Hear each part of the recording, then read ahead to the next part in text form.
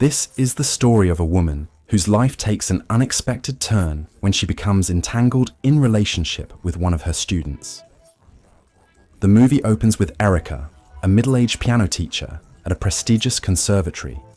She lives under the oppressive shadow of her domineering mother. Their relationship is suffocating, filled with constant scrutiny and overbearing control. Despite being a respected teacher, Erica leads a secret life, concealing her darkest desires and frustrations from the outside world. At home, she's infantilized by her mother, with whom she shares a bedroom, their tense exchanges laced with a toxic mixture of dependence and resentment. Erica's life is an endless cycle of piano lessons and perfectionism. Her only moments of escape come from voyeuristic excursions to adult stores, where she explores her suppressed sexuality in solitude. These acts are not liberating for Erica, but rather a reflection of her inner turmoil and loneliness, deepening the chasm between her public persona and private struggles. One day, Erica's carefully controlled world begins to unravel when she meets a young student, Walter. Walter is a confident and talented pianist, and is immediately drawn to Erica, both for her musical expertise and her enigmatic demeanor. Unlike the rigid structure Erica imposes on her life, Walter exudes a carefree charm that starkly contrasts with her stoic exterior. His flirtatious advances and unwavering confidence awaken something in Erica that she has long kept buried. Initially, Erica resists Walter's charm, maintaining a cold and professional demeanor. However, his persistence begins to crack her icy facade. What starts as a traditional teacher-student dynamic soon morphs into a dangerous game. A few days later, young Walter registers for a test to select the best students who will play at the conservatory concert. But his goal is Erica. He manages to gain unanimous support from all the teachers except Erica. During the test, she seemed sometimes lost, sometimes staring at the young man. Arguing with her colleagues, she says that Walter's talent does not indicate real motivation, admitting half-heartedly that she is not the best person to mentor him. The next days, they meet to work. Walter stands before Erica in the dimly lit practice room. He has just finished his piece, an impassioned rendition of Schubert's Impromptu, and his heart still pounds from the intensity of the performance. Erica remains silent for a moment, her expression unreadable. Then, with her usual measured tone, she speaks. "Your tempo was inconsistent. In the second movement, you let sentimentality dictate your phrasing. Schubert does not beg for emotion. Walter, he requires precision." Walter exhales sharply, running a hand through his tousled hair. He is used to her critiques, but today, something about her demeanor unsettles him. He leans against the piano, smirking. "You always say that, Professor. That music isn't supposed to beg, that it must be controlled. But what if Schubert did beg? What if he wanted to pour himself into every note?" Erica's fingers tighten around the edge of the piano. Her jaw clenches. You want to be an artist, but you refuse to understand discipline. Emotion is cheap. Anyone can press a key and pretend they feel something. But true mastery, true control, requires restraint. Walter chuckles, tilting his head. Control. That's what this is about for you, isn't it? Erica stiffens. She turns away, adjusting the cuffs of her dark blazer as if to regain composure. "We are not here to discuss me, Clemmer."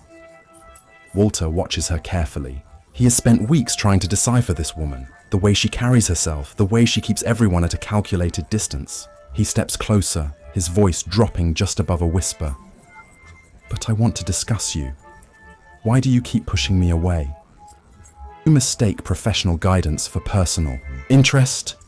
Walter's smirk fades. He places his hands on the piano, leaning forward. "No, I don't.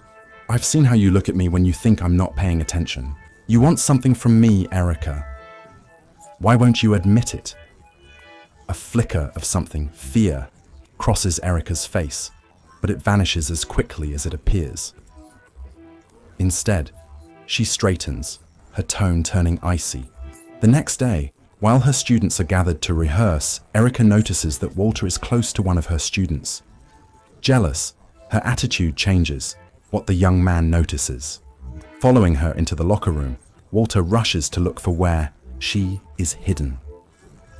After 2 minutes of arguing, the moment turns more intimate. It gets even worse when Walter realizes that she is awkward and she absolutely doesn't know how it works.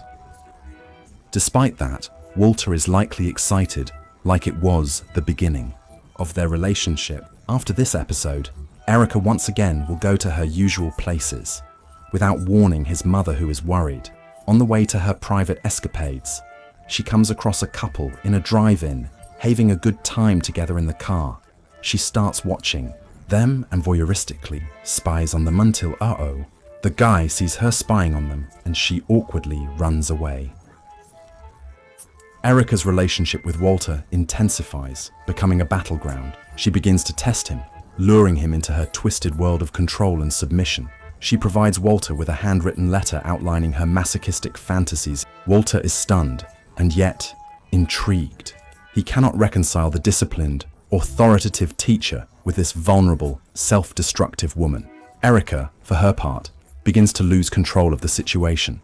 Walter's reactions, shifting between fascination and disgust, leave her vulnerable in a way she has never experienced. She tries to manipulate him into fulfilling her fantasies. As if that wasn't enough, unexpectedly, she decides to go where Walter plays hockey, and after a tense exchange, they make love. Walter, initially drawn to her brilliance, is now trapped in the web of her emotional instability. As their encounters grow more intense, Erica begins to unravel. Her masochistic desires are not rooted in pleasure, but in a desperate need to feel something, anything, that breaks the monotony of her controlled existence. Their relationship reaches a breaking point in a shocking and violent confrontation. In a moment of raw emotion, Walter gives in to Erica's demands, but not in the way she anticipated. His attempt to dominate her, intended to fulfill her fantasies, turns wrong, leaving Erica shattered. The story concludes with Erica attending the recital they prepared during the year. She appears composed, as if nothing has happened, but beneath the surface, she is a woman on the brink. Before the performance begins, Erica quietly slips away, looking for Walter with a knife in her bag. But when she finally sees him, she is unable to do anything. Finally, she takes the knife and stabs herself in the shoulder, a silent, desperate act of self-destruction. Erica walks out into the night, her fate uncertain. The audience is left with an overwhelming sense of unease, haunted by Erica's pain and the tragedy of a life consumed by repression and unfulfilled longing. Make sure to subscribe and turn on notifications for more videos like this.